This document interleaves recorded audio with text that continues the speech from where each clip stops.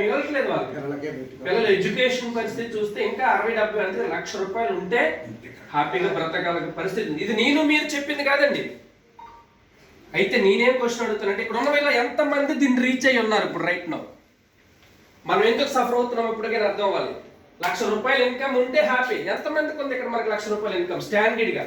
ఒక నెల రావడం వేరు. సపోజ్ ఎవరో ఒక రియల్ ఎస్టేట్ లో ఒక ప్లాట్ అనుకున్నారు, శ్రీనివాస్ గారు లాంటి వాళ్ళు సర్వీస్ అయి ఉన్నారు కనుక ఆ నెల వస్తుంది, కానీ మళ్ళీ నెల రాదే.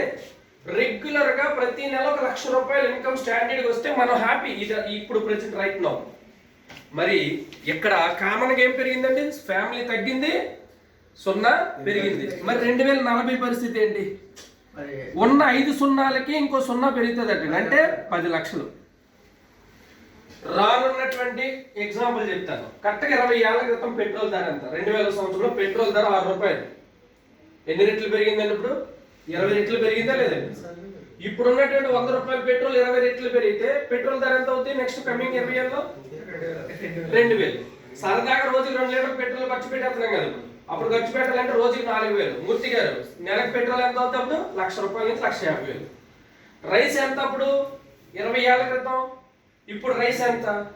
అప్పుడు ఖర్చులు ఎంత, ఇప్పుడు ఖర్చులు ఎంత? అప్పుడు పిల్లల ఫీజులు ఎంత, ఇప్పుడు ఫీజులు ఎంత? అన్ని మీరు లెక్కేసుకోండి.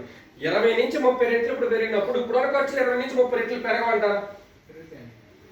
అసలు దీనికే మన దగ్గర ఆన్సర్ లేనప్పుడు దీనికి పరిస్థితి ఏంటి అసలు? కరెక్ట్. 2020 అలా కనిపించట్లేదు అంట. కొద్దిగా కూర్చొని తీసుకోండి. దీనికే మన దగ్గర ఆన్సర్ లేనప్పుడు దీని పరిస్థితి ఏంటి?